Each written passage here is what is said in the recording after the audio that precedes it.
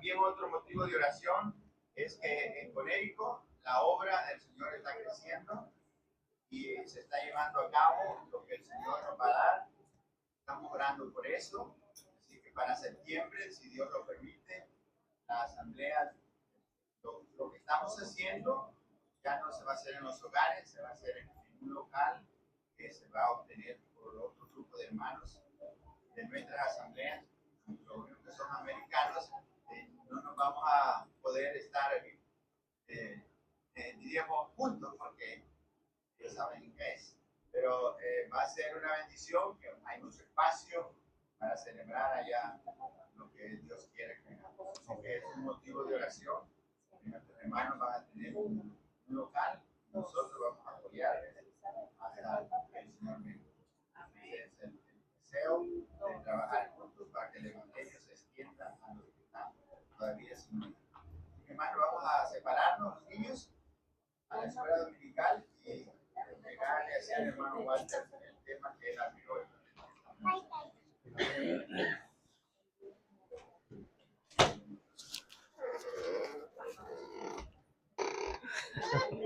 ¿Lo necesitas? Sí, lo...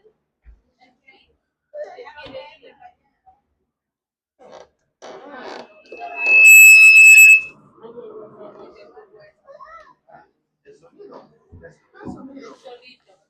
Uno, dos.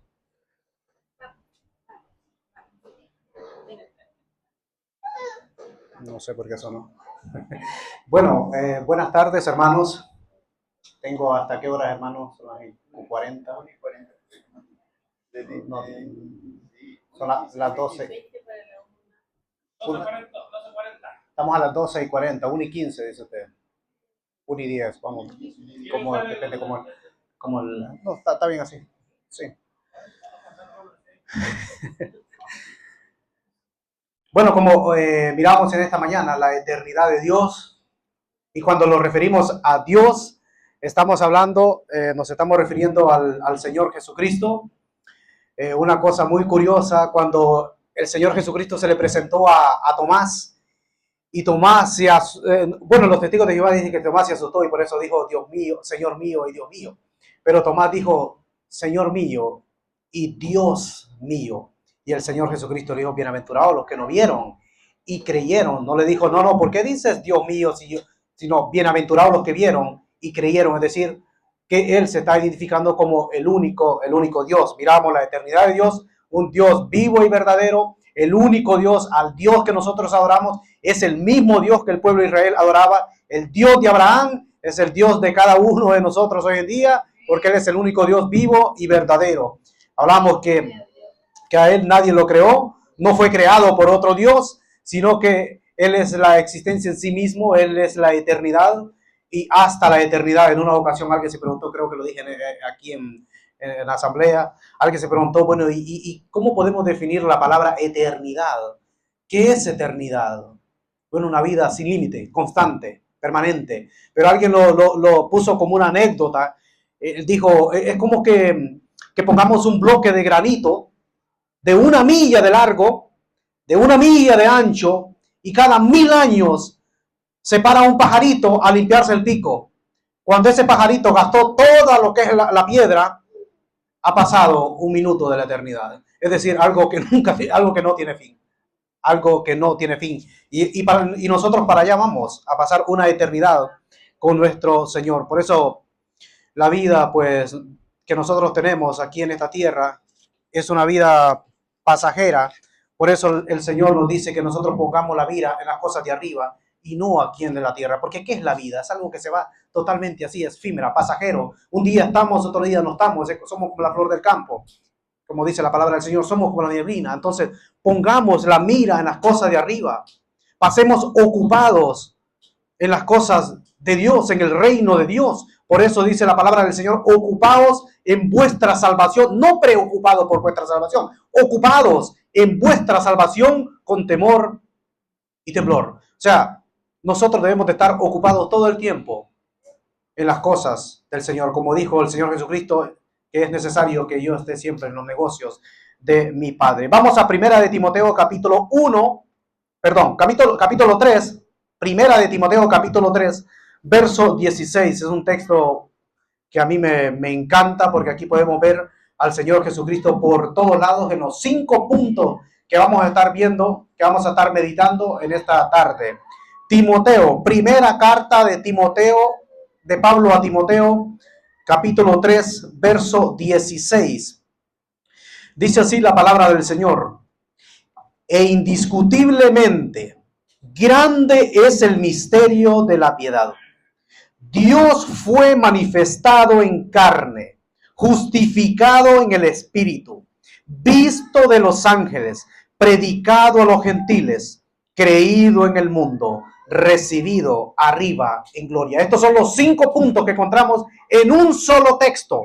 Primer punto, que Dios fue manifestado en carne. Segundo, que fue justificado en el Espíritu. Tercero, que fue visto de los ángeles.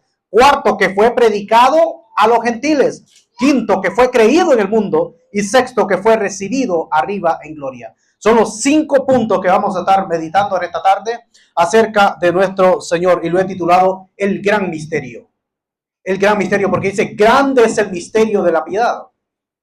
Grande es el misterio de la piedad. Por eso he titulado este tema El Gran Misterio. ¿Qué significa la palabra misterio? ¿Alguien puede definir la palabra misterio? Algo que no se ha descubierto, algo que está oculto. Algo que está oculto, algo que... un misterio, algo que es un género neutro, que... sí, algo que nunca nadie lo ha visto, algo que está, que, bueno, es la palabra misterio es un misterio también. Como la iglesia también es un misterio. La iglesia es un misterio. Podemos ver nosotros que hay hermanos que vienen, hermanos que se van, hermanos para aquí, hermanos para allá. Es un misterio. Es un misterio la iglesia. Dice, grande es el misterio. Y esa palabra, el apóstol Pablo la usaba muchas veces. La palabra misterio. Y dijo, ¿alguien se acuerda? Seguramente el hermano Mateo, hermano Sergio. Bueno, a lo mejor todos los que estamos acá. Cuando el apóstol Pablo dijo, os voy a contar un misterio, como que dice, os voy a contar un secreto. Cuando dice, os voy a contar un misterio, no todos dormiremos, pero sí todos seremos transformados en un abrir y cerrar de ojo, un misterio, porque la venida del Señor Jesucristo, nadie sabe cuándo el Señor Jesucristo va a venir. Los ángeles no saben, ni uno de nosotros puede decir, yo no sé cuándo el Señor Jesucristo va a venir, pero que va a venir, así como se produjo la primera venida, así también se va a producir la segunda venida. Y interesante, cuando el Señor asciende a la presencia, le dijeron los aquellos 2 ángeles que se le aparecieron a los discípulos cuando ascendió, y le dijeron, varones judíos, ¿por qué estáis viendo al cielo? La vista la tenían, ellos estaban viendo al cielo como cada uno de nosotros. Debemos de estar siempre viendo al cielo. Y dijo, a ese Cristo que visteis, que ascendió, así mismo lo veréis venir. Es decir, el Señor Jesucristo, la venida va a ser visible, va a venir a recoger a su pueblo, pero antes de la segunda venida. No hay que confundir el arrebatamiento con la segunda venida. El arrebatamiento se produce antes y luego la segunda venida. En la segunda venida todo ojo le verá, porque vemos que no va a ser un espíritu flotante, sino que una persona, o sea, que se va a ver el cuerpo glorificado, Dios, y ahí estaremos nosotros, porque cada uno de nosotros también tendremos un nuevo cuerpo. De todo ojo le verá. La primera venida, mucha gente no se dio cuenta, ni el rey Herodes sabía que había nacido. Pasó desapercibido, pero estaban muchísimas profecías. Mucha gente que escudriñaba, y ahí estaba en Miqueas capítulo 5, ¿no? Verso 2, cuando decía dónde iban a nacer en Belén de Judea. Ellos no sabían, pero la segunda venida, cuando ya vengamos nosotros, dice que vendrá con sus santos, cuando nosotros vengamos en la segunda venida, porque Él viene a establecer el reino por 1000 años, como el hermano Papito creo que habló del milenio, ¿verdad? Al final de la gran tribulación se produce, comienza el tiempo del milenio, donde dice que el león jugará con el cachorro, la serpiente con el niño dice en Isaías 11, vivirá por 100 años, el que menos viva, se va a volver como el tiempo del Edén, como el jardín del Edén. Pero nosotros, ¿dónde vamos a estar? Con el Señor en Israel, en Jerusalén, por 1000 años. Después de los 1000 años, Satanás es soltado por un poco de tiempo y luego va al juicio, y todos los creyentes vamos nosotros al tribunal de Cristo. Todos los incrédulos resucitan. Por eso dice Daniel, bienaventurados los que se vieron en la primera resurrección, porque también los incrédulos van a resucitar en la segunda resurrección, pero ya esto es para para el trono blanco, donde van directamente al lago de fuego. Qué interesante, pero vamos a ver, dice, Dios fue manifestado en carne. ¿Por qué no dice Jesucristo fue manifestado en carne? Lo que miramos hoy en la mañana, porque Jesucristo es Dios. Dice Dios, ¿y quién se manifestó en carne? Pues Jesucristo, el verbo fue hecho carne. Dios fue manifestado, dice, en carne. Por eso dice en el principio era el verbo era con Dios y el verbo era Dios. Esto era en el principio. Dice, por él todas las cosas fueron hechas y sin él nada de lo que ha sido, de lo que fue hecho ha sido hecho. O sea, él hizo todas las cosas. Dice, en él estaba la luz, la vida, en él estaba la vida y la vida era la luz de los hombres. Y ya luego, si avanzamos al verso 14, dice, y aquel verbo fue hecho carne, algo que no le cabía en la cabeza, comentaba con el hermano Amadeo, no le cabía en la cabeza a los griegos, a los gnósticos. ¿Cómo que Dios santo va a tener contacto con la materia? Por eso los gnósticos decían, no, Jesucristo no podía ser hombre porque la materia es mala. Y algunos decían, no, Jesucristo parecía ser hombre, parecía ser humano, pero no, era un espíritu que parecía ser humano. Pero nuestro Señor Jesucristo tuvo hambre, tuvo sueño, tuvo sed, se cansó. Nuestro Señor Jesucristo durmió en aquella barca y los sufrimientos, claro, lo tuvo que experimentar en carne propia. Por eso dice la palabra que Dios fue manifestado en carne. Un niño luego creció, a los 12 años vemos que ya crecía en sabiduría, en entendimiento, se estaba preparando para lo que venía, y luego lo vemos aproximadamente a los 30 años, comienza su ministerio con aquellas palabras preciosas que decía, arrepentidos y convertidos porque el reino de los cielos se ha acercado. El requisito indispensable para entrar al reino de los cielos es arrepentidos y convertidos. Y creo que todos los que estamos aquí en esta mañana, bendito sea el Señor, ya estamos arrepentidos y convertidos. ¿Convertidos en qué? Los hemos convertido en hijos, nada más y nada menos que de Dios. Quisiera que vayáramos a Filipenses capítulo 2. Filipenses capítulo 2, vamos a estar viendo algunos textos. Verso 6. Filipenses capítulo 2, verso 6.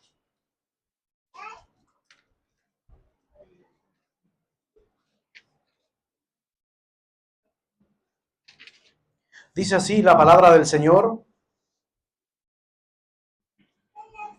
Desde el verso 5 dice, haya pues en vosotros este mismo sentir que hubo también en Cristo Jesús, el cual siendo en forma de Dios, cuando dice el cual siendo, ya está hablando de la naturaleza de Dios, la naturaleza del Señor Jesucristo, siendo porque ya es, el cual siendo en forma de Dios. La palabra forma, cuando nosotros hablamos de la palabra forma, nos imaginamos, bueno, que es que en el español la palabra forma vemos que algo de que le da forma, ¿verdad? Pero tiene diferentes, se puede interpretar de diferente manera, como la palabra amor. Amor para nosotros depende de lo que se está refiriendo, amor, pero ya en el griego no nos complicamos con esto.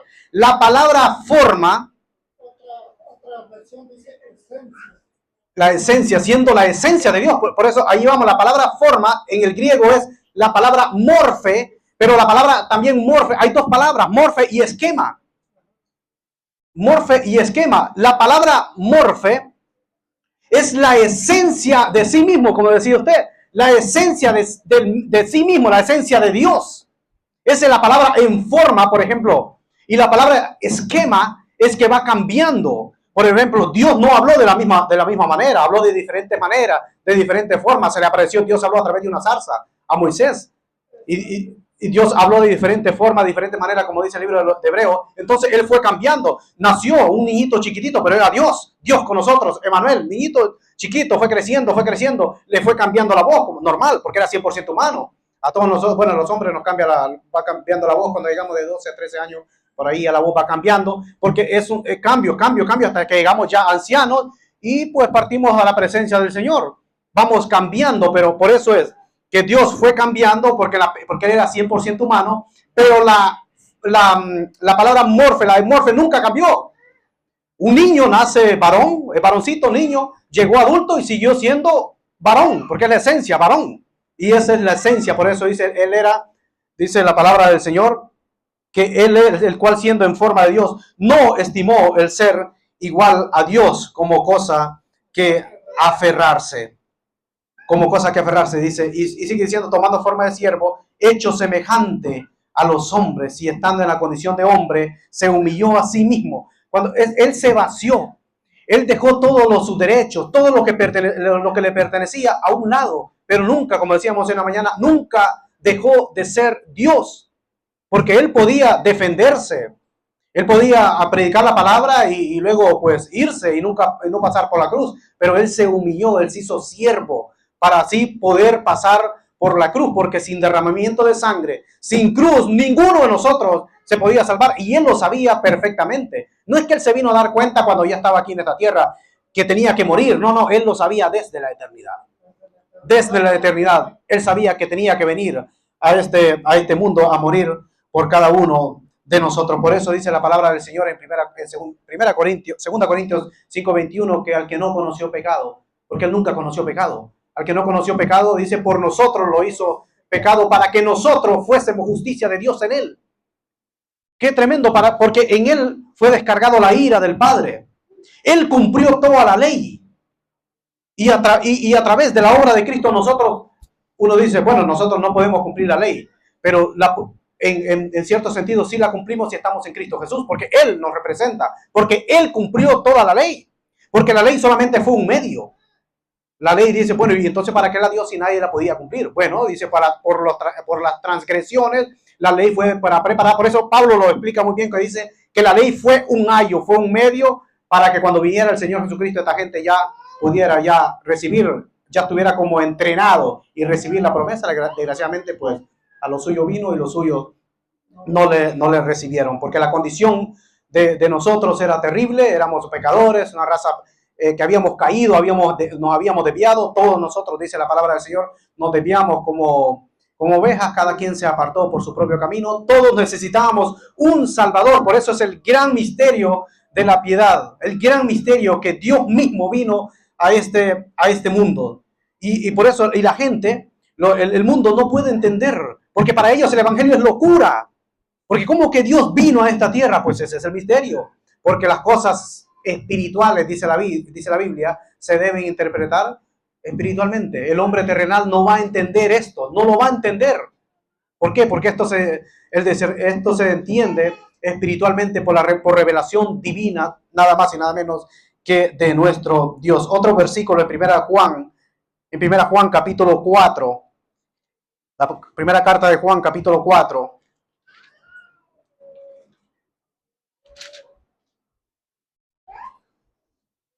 Capítulo 4, verso 2 de la primera carta de Juan.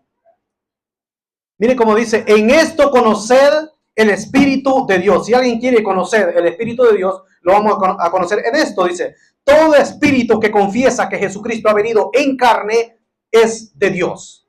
Y todos nosotros hemos confesado que Jesucristo es Dios, que Jesucristo vino a esta tierra. ¿Por qué? ¿Por qué vino? Porque Él es eterno y vino en carne. Y todo espíritu que no confiesa que Jesucristo ha venido en carne no es de Dios. Y este es el espíritu del anticristo, el cual vosotros habéis oído que viene y ahora ya está en el mundo. Todo aquel que se opone a Cristo es un espíritu del anticristo, porque se opone al verdadero Cristo. Y el anticristo pues se va a manifestar.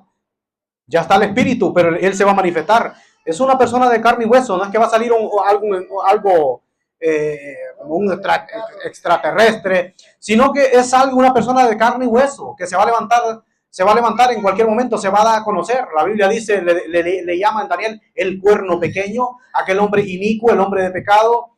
Tiene varios nombres. El único que le llama anticristo es Juan, es el único que le llama anticristo. Y porque él incluso va a tener una unción tremenda satánica del diablo, que le va a dar, el diablo ya le va a quedar, como que dice, la última bala en la recámara, y va a querer usar esto para destruir a la iglesia, pero las puertas del Hades no prevalecerán contra la iglesia. El anticristo y el falso profeta van a trabajar juntos, por decirlo así. El falso profeta se va a dedicar a lo religioso, va a ser un profeta, pero falso, y el anticristo pues va a ser como un político, que va a venir con el lema paz y seguridad. Pero en la segunda parte de la gran tribulación es cuando él se le va a dar vuelta a todo. Bueno, incluso dice que incluso no hará caso al amor de las mujeres. Bueno, ahí cada quien saca su propia conclusión, cómo será esta persona. Por eso le llama la bestia, porque se va a comportar como una bestia. Y dice que se va a sentar en el templo para ser él como objeto de culto, para recibir adoración, y muchos lo adorarán. Porque dice, si es necesario, él hará también descender fuego del cielo. Hará muchísimas señales. Y la gente pues le va a creer y lo va a seguir a él. Por eso dice los que adoraron también a la bestia. Bendito sea el Señor, que nosotros al único que adoramos es a nuestro Dios. Y para allá vamos, como me decía, estuve en un programa de una radio y un hermano, pues al final me gustó, al final me dijo, bueno hermano Walter, le animo, siga adelante y pa'lante y para el cielo. Me gustó esa frase, pa'lante y para el cielo. Es un puertorriqueño que me dijo esta palabra. Y nosotros para allá vamos, para el cielo, donde está nuestra ciudad celestial. Dios fue manifestado en carne. Dios fue manifestado en carne. Segundo punto, fue justificado en el Espíritu. Dice, fue justificado en el Espíritu. ¿Cómo lo podemos interpretar esto? Fue vindicado, se podía decir, vindicado por tantas cosas que él recibió, tantas blasfemias contra él, tantos burladores contra él. No, tú echas los demonios porque tú eres el jefe de ellos. Tú eres el príncipe, le llamaron Belcebú, y tantas herejías, tantas ofensas, como hoy en día. Como hoy en día, no sé si cuántos vieron lo que pasó en esto de los Olímpicos. Que eso fue una tremenda herejía, una blasfemia contra Dios, una burla. Una burla. A esto le llama la Biblia los escarnecedores. Aquellos que se burlan, que se deleitan en contra de Dios. Pero sabemos que Dios es un Dios de misericordia, pero también tendrán su recompensa, porque sabemos que Dios también derrama sus justos juicios y Él va a venir a juzgar también el pecado. Desgraciadamente, para esta gente ignorante, en un devocional, ¿qué se le puede llamar hijos del diablo? Porque el Señor Jesucristo les dijo también, incluso a los fariseos, vosotros sois hijos del diablo.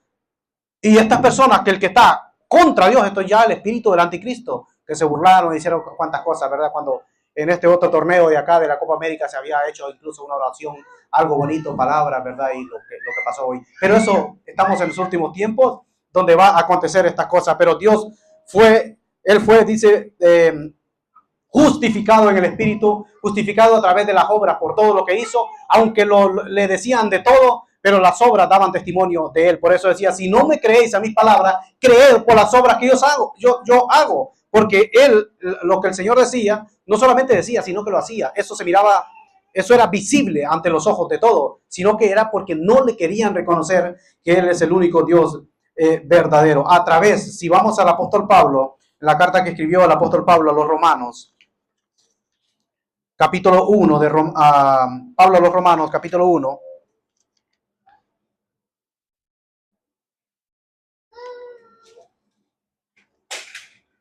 Dice así la palabra del Señor en el capítulo 1 de Pablo a los romanos, verso 1, dice: Pablo, siervo de Jesucristo, llamado a ser apóstol, apartado para el evangelio que había prometido antes por sus profetas en las santas escrituras, acerca de su Hijo, nuestro Señor Jesucristo, que era linaje de David según la carne, que fue declarado Hijo de Dios con poder según el Espíritu de santidad por la resurrección de entre los muertos.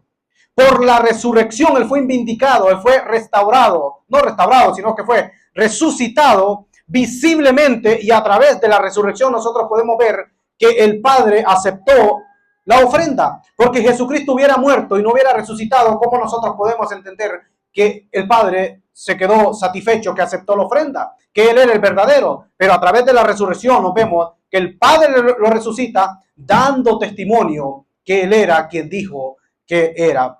Justificado en el Espíritu, pero dice visto de los ángeles. Voy a ir un poco más rápido porque ya me va quedando ya poco tiempo. Visto de los ángeles, tercer punto, visto de los ángeles. Desde que el ángel Gabriel se le apareció a María, y es algo muy interesante que a mí me llama mucho la atención cuando dice que el ángel Gabriel se presenta a María y le dice: yo soy Gabriel, el que está delante de la presencia de Dios.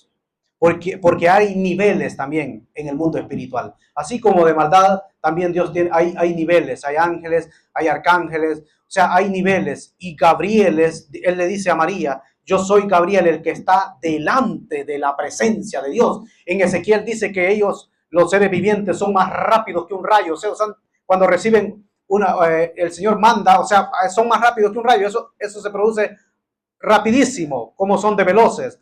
Y me llama la atención que Gabriel está delante de la presencia de Dios. Él lo dijo a María, dando el anuncio. Ya vemos que fue visto de los ángeles. cuando da el anuncio que María va a quedar embarazada. Luego, cuando nace el niño, ¿a quiénes se le aparecieron los ángeles? Un ángel fuerte, pues a los pastores. ¿Y qué estaban haciendo los pastores? Cuidando el rebaño, esos animalitos. ¿Y a dónde iban esos animalitos? Esos animalitos posteriormente iban a ser sacrificados en el templo. Como todo va cuadrando, ¿verdad? Porque ese animalito también tipificaba al Señor Jesucristo. Y ahí se le aparece a esos pastores también dando las nuevas de gran gozo que ha nacido hoy en la ciudad de Belén un Salvador, refiriéndose al Señor Jesucristo, visto de los ángeles también en su nacimiento. Y luego, cuando Herodes manda matar a los niños, un ángel se le aparece en sueños a José y le dice que huya a Egipto. Y estando en Egipto, pues un ángel se le aparece también en sueños y le dice, no, regresa a Israel, o sea, a tu pueblo, porque ya los que procuraban matarte ya han muerto. Pero cuando regresaba se da cuenta que hay otro que está ahí Arquelao. Y luego él dice, pues se va para la ciudad de Nazaret, o sea, de Galilea, porque también debía ser llamado Nazareno. Todo se fue cumpliendo y los ángeles estuvieron viendo toda la obra redentora del Señor. Ángeles los vemos por todos lados. Después cuando él va a Getsemaní y cuando está, dice, orando, cuando ya le faltaba poco para ir a la cruz, él sabía lo que le venía, entonces está orando. Y dice que su sudor eran como grandes gotas de sangre. Entonces el Padre, cuando él dice, pasa de mí esta copa, pero que no se haga mi voluntad, sino la tuya. Cuando él entrega la voluntad al Padre, se rinde al Padre entregando la voluntad, dice que un ángel bajó del cielo para fortalecerlo. Allí podemos ver también en Getsemaní, donde iba a ser también aplastado, porque la palabra Getsemaní, ahí había un lagar de aceituna donde aplastaban y sacaban el oro líquido del olivo, y por eso el Señor fue a ese lugar para ser machacado, para ser aplastado, lo que a él le venía. Por eso era una tremenda agonía que le venía a él y que incluso la pasó. En la resurrección también del Señor Jesucristo fue visto de los ángeles. Dice que aquellos dos ángeles que estaban ahí se sentaron, incluso movieron la roca y se sentaron encima de ella. Se sentaron encima de ella y le dijeron, ¿a quién buscáis entre los muertos?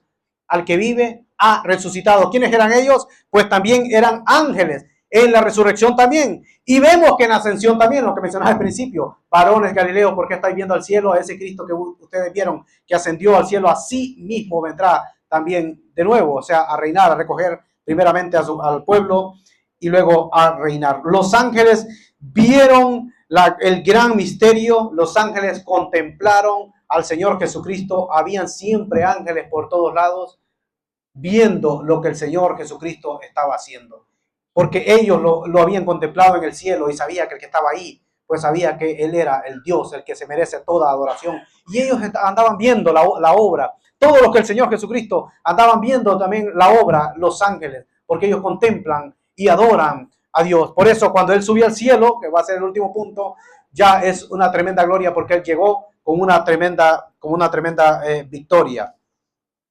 Visto de los ángeles, dice, predicado a los gentiles. No solamente se iba a predicar a los judíos, vemos que hubo uno en el Antiguo Testamento que le mandaron a predicar a gentiles y él no quiso ir y tuvo que pasar por el vientre de un gran pez y luego fue a predicar. Pero dice predicado a los gentiles, predicado que el Antiguo Testamento, no, es la buena nueva, sea el Evangelio, también para nosotros, no solamente para el pueblo de Israel, sino que para cada uno de nosotros también, predicado a los gentiles.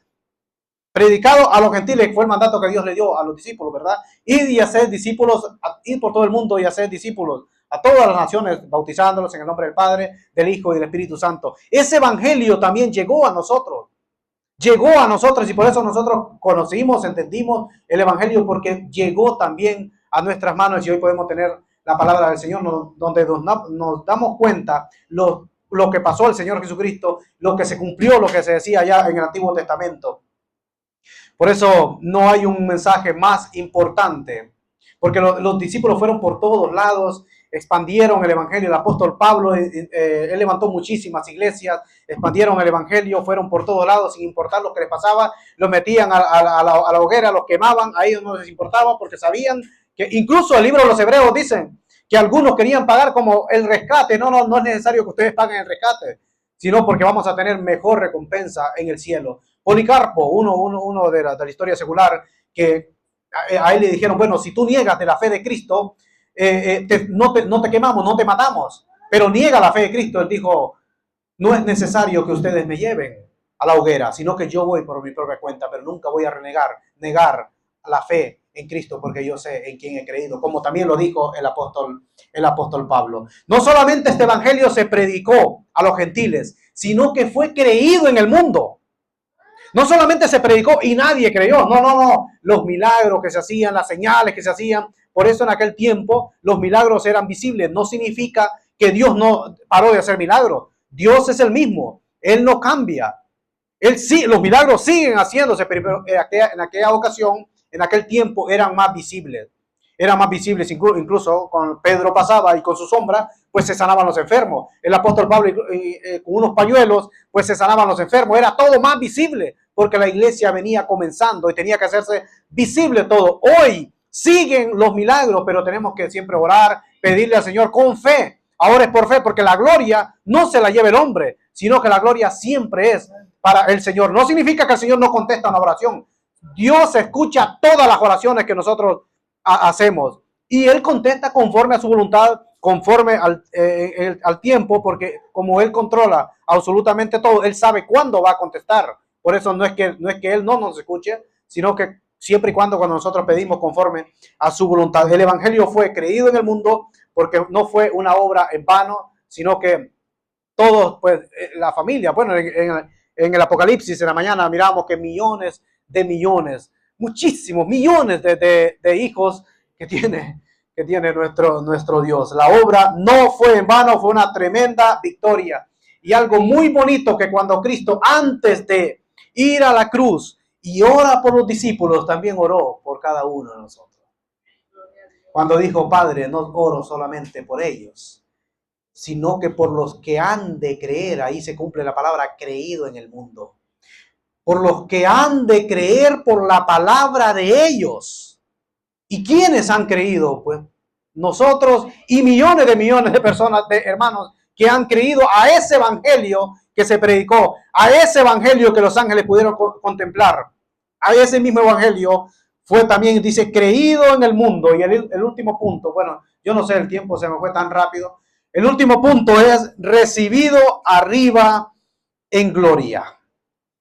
Recibido arriba en gloria. Dios fue manifestado en carne, viene aquí a la tierra, crece, sufre absolutamente de todo, hace tremendos milagros, pasa por la cruz del Calvario, luego muere, luego al tercer día resucita, asciende a la diestra del Padre y se sienta a la diestra del Padre.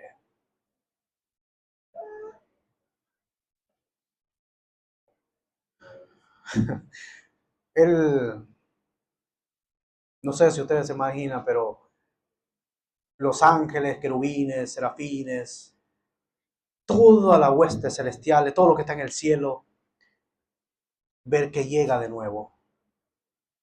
Le aplasté la cabeza al diablo, está aquí con una tremenda victoria, con todo el poder, con toda la gloria,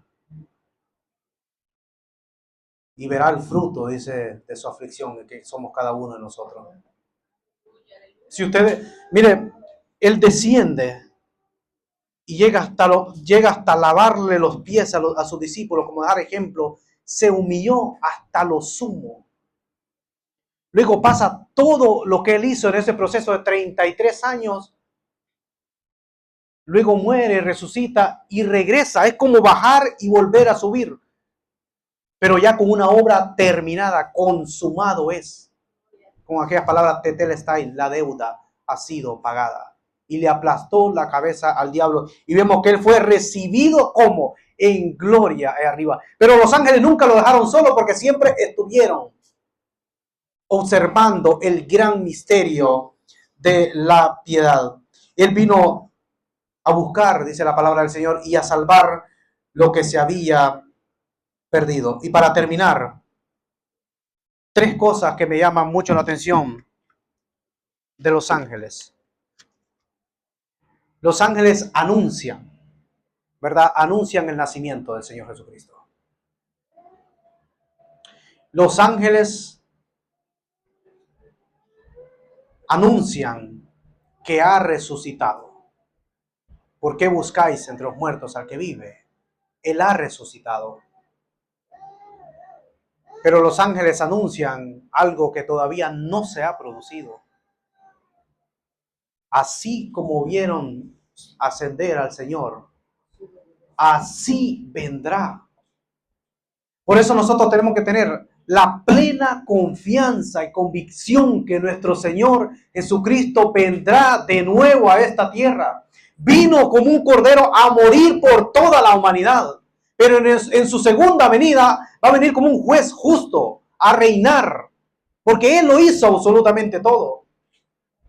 De estos anuncios, el último es lo que nosotros estamos esperando. Y así como se cumplió lo que ellos anunciaron, así se va a cumplir también. Por eso la iglesia tiene que estar siempre velando y orando, alabando al Señor, esperando su pronta venida. No estar perdiendo el tiempo en cosas que no van a edificar, sino que estar esperando al Señor, porque somos de Él. Sea que muramos o sea que vivamos, del Señor somos, le pertenecemos a Él. Nuestras almas son de Él. Por eso nosotros debemos de estar anhelando su pronta venida. Grande es el misterio, dice la palabra del Señor, de la piedad. Dios fue manifestado en carne, justificado en el Espíritu, predicado a los gentiles, creído en el mundo, visto de los ángeles y recibido arriba en gloria. Y nosotros, este último anuncio de los ángeles todavía no se ha cumplido y esto me llena de gozo, porque ellos también lo anunciaron. Así vendrá, así como lo habéis visto ir. Que el Señor nos bendiga a todos los que estamos acá, que nos bendiga más, como dijo el hermano Hubert. Nunca me olvidaré de esa palabra en el hogar de nuestro hermano José, que dijo que el Señor les bendiga más, aún más. Esperamos la bendita venida de nuestro Redentor a recogernos y así estar por una eternidad con Él, disfrutando con Él, y lo veremos cara a cara, y ya no vendrá como ese corderito, ya no hay más llanto, no hay más lágrimas, con un cuerpo totalmente perfecto, eternos, y para disfrutar como una familia. Y bueno, si aquí hay entre hermanos, tenemos que perdonémonos allá, porque allá no va a haber ningún problema en el cielo, sino que perdonémonos acá y tratemos de vivir bien, gozarnos en el Señor, disfrutar. Yo siempre digo esto, disfrutar de la relación con Dios, porque ser cristiano no es vivir una vida tan hermética, sino que hay que disfrutar. Por eso dice la palabra del Señor que Él nos ha hecho libres. A libertad fuiste llamados. Una cosa es la libertad, otra cosa es el libertinaje. ¿El libertinaje qué es? Darle rienda suelta a la carne, pero no significa que nosotros no nos podemos gozar, disfrutar de la relación que tenemos con Dios. ¿Por qué? Porque ya somos pueblo suyo, ya somos ovejas de su prado, ya le pertenecemos a Él. ¿Qué estamos esperando? Su pronta venida para luego estar por una eternidad con Él y poderle ver cara a cara como Él es. El mismo que ascendió, también nosotros le veremos, el mismo que vieron los discípulos, nosotros le veremos cara a cara tal como Él es. Que el Señor nos continúe bendiciendo.